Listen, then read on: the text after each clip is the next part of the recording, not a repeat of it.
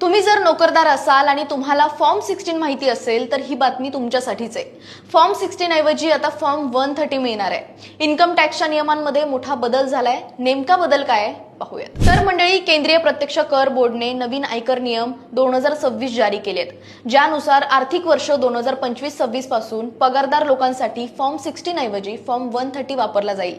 हा बदल कर प्रणाली अधिक सोपी, पारदर्शक आणि डेटा आधारित करण्यासाठी करण्यात आलाय। फॉर्म 130 म्हणजे काय आणि तो फॉर्म 16 पेक्षा कसा वेगळा असेल पाहूयात। फॉर्म 130 हा देखील तुमच्या टीडीएसचा एक प्रकारचा पुरावा असेल, जो तुमचा नियोक्ता तुम्हाला देईल, पण यामध्ये फॉर्म 16 पेक्षा जास्त आणि तपशीलवार माहिती असेल।